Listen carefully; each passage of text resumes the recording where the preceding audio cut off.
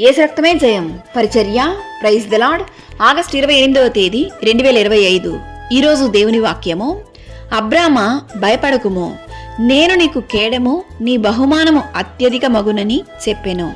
ఆదికాండము 15వ అధ్యాయం 1వ వాక్యము.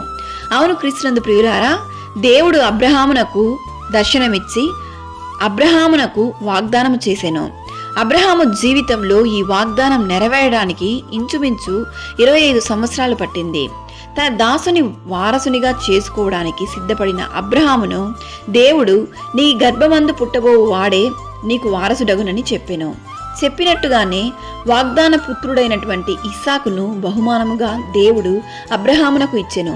ఈరోజు ఈ వాక్యం వింటున్న ప్రియ సహోదరి సహోదరులారా, మనం కూడా చాలా సందర్భాలలో దేవునిపై నమ్మకం, విశ్వాసం కలిగి ఉన్నప్పటికీ కొన్నిసార్లు మన సొంత ఆలోచనలు జరగాలని ఆలోచిస్తాం. అయితే దేవుని వాగ్దానము మన జీవితంలో జరుగుట మనము వేచి ఉండాలి. దేవుని కొరకు వేచి ఉంటలో గొప్ప ఆశీర్వాదము దాగి ఉంది. కనుక అబ్రహాము దేవుని యందు విశ్వాసము కలిగి ధైర్యము వహించి గొప్ప దీవెనలతో నిన్ను నీవు దేవునికి అప్పగించుకొనుము.